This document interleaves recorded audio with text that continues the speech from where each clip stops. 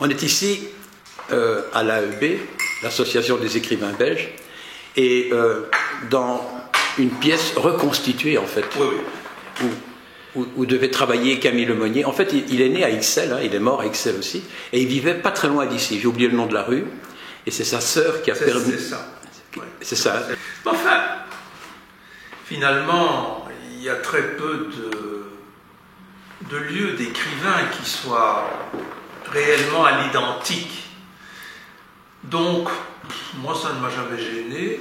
Je trouve que ce qu'il y a de bien, bon, on est dans un hôtel de maître de la fin du XIXe siècle, et on est dans l'ambiance. C'est-à-dire de cette bourgeoisie aisée qui a donné aux lettres belges les chefs-d'œuvre qu'on sait. On a des livres, on a des bustes, on a des sculptures, on a des tableaux, des portraits. Alors, il avait un père avocat, wallon, une mère flamande, mais qu'il a à peine connue, hein, parce que je crois qu'elle est morte quand il avait 2 ou 3 ans. Et puis il a été élevé, lui et sa sœur, chez sa grand-mère. Il a un château qu'il avait loué à Burdine. Ça, je ne savais pas. Si il avait loué avec, en tout cas, à Burdine, entre Dinan et Namur. Et puis après, il a passé tous ses hivers, quand il a été comme célèbre. Félicien Rops, au fond. Rops avait aussi le château de Tauzé. Qui était son grand ami. Voilà, ben oui, justement. Donc, et qui était l'ami de Costet. Donc tout ça se tient, c'est un monde... Des études pas terribles, il n'a jamais terminé son droit. Un premier mariage qui a arrêté après 10 ans, il a quand même eu 2 filles. Et puis alors après, il a épousé la nièce, je crois, de Constantin Meunier. De Coster publie La légende du Lundspiegel en 1867 et l'édition définitive en 1869.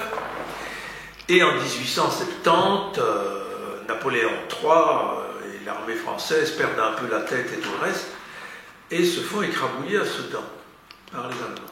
Par le grand Wilhelm et Bismarck. Mais ce que très peu de gens disent, c'est que le premier livre important, je ne dis pas que c'est le premier texte, mais le premier livre important de Lemonnier, c'est Sedan. C'est-à-dire que du château où il est à l'époque, il entend les échos de la bataille. Et ils partent en charrette ou calèche, je ne sais pas quoi, enfin ils partent vers le champ de bataille. Et quand ils arrivent, l'armée française a été défaite. Donc ils traversent le champ de bataille avec les cadavres, les agonisants. Avec Félicien Rops, je crois. Exactement. Et il va tirer de cette expérience un récit tout à fait extraordinaire, qu'il appelle tout simplement Sedan, qui sera réédité vers la fin du siècle et que les Français n'accepteront de rééditer qu'à condition de ne pas mettre le titre Sedan. Ah bon? Ah oui.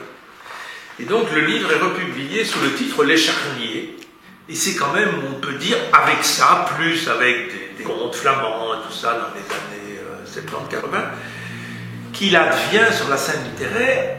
Mais dans un premier temps, ce jeune écrivain dynamique et tout, est aussi un remarquable critique d'art, et qui trouve dans la peinture quelque chose de l'ordre de la façon d'être belge, qu'il essaie en fait d'incarner et dans son écriture, dans son style, et dans ses sujets, et dans le discours qu'il va tenir de plus en plus, au point de faire, une vingtaine d'années plus tard, un gigantesque livre sur la Belgique, qui est d'ailleurs tout à fait remarquable.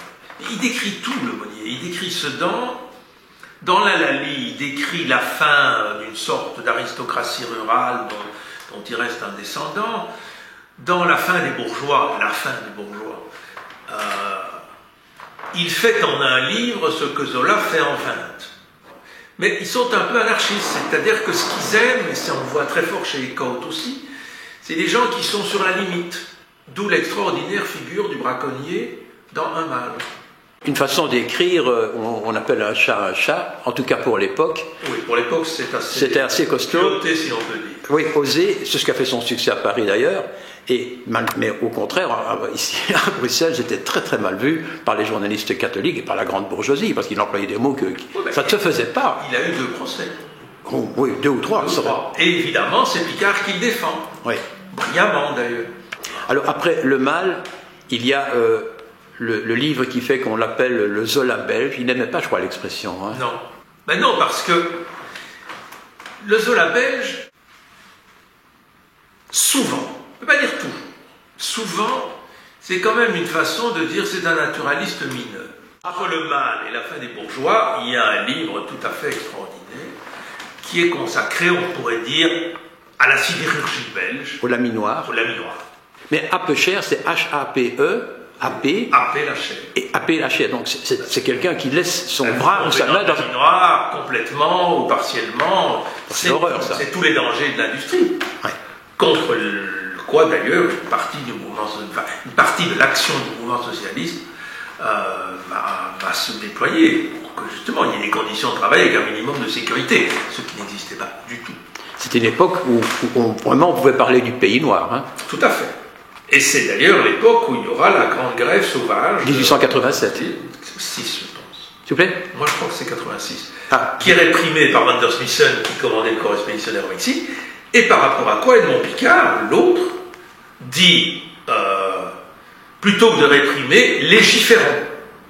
Et justement, le roman Apecher est très intéressant parce qu'il montre bien, au-delà de toutes ses qualités littéraires et mythiques d'ailleurs, quelles étaient réellement les conditions de travail de la classe ouvrière dans les laminoirs.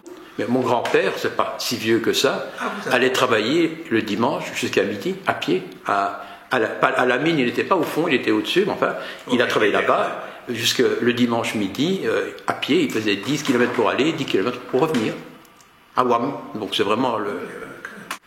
Et c'est aussi une époque où les femmes avaient le droit d'aller chercher la moitié du salaire des ouvriers. Pour qu'ils ne boivent pas.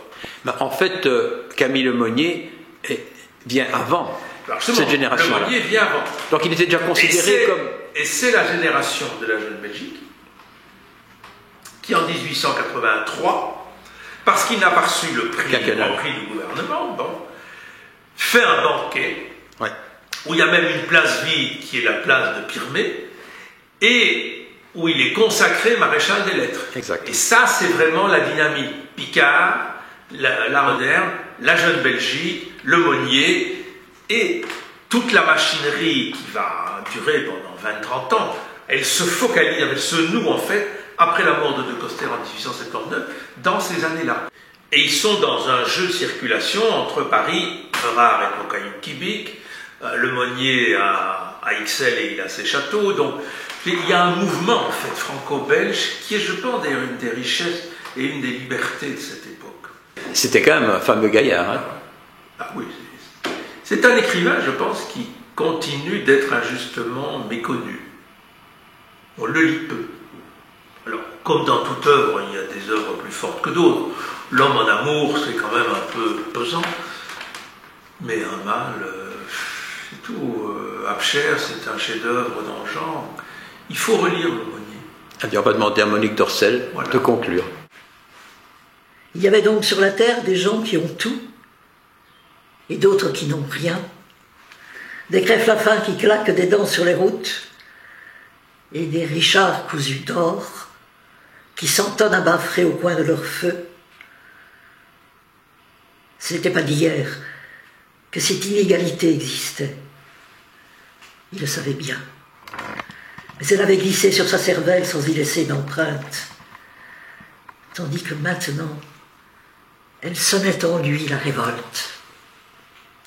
Il était de ceux qui, dès le ventre de la mère, sont dépossédés de tout. Iniquité, iniquité. N'était-il pas une créature humaine pourtant? Est-ce que parmi les animaux des bois, les uns ont plus et les autres moins? Est-ce que dans la société, comme au fond des forêts, il ne faudrait pas la portion égale qui assure à chacun de dormir et de manger?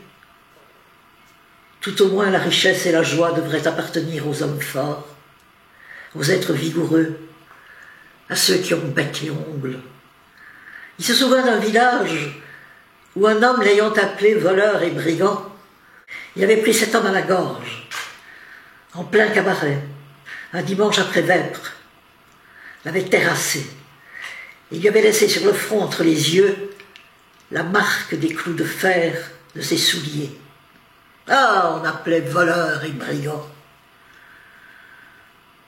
L'homme qui chasse la bête au bois, comme si le bois et la bête étaient à Jean plutôt qu'à Pierre. Est-ce que le bon Dieu a mis un commandement là-dessus? Aveugles et stupides sont les rustres des champs. Ils n'auraient qu'à s'armer de leurs fourches et de leurs faux pour être les maîtres à leur tour, avoir des biens, vivre grassement, dominer les superbes et faire leurs enfants dans l'abondance de toutes choses. Brigands. On était bien bête de ne pas l'être jusqu'au bout, de ne pas se mettre en rébellion contre l'injustice, de ne pas troquer sa vie de misère contre une vie indépendante et large.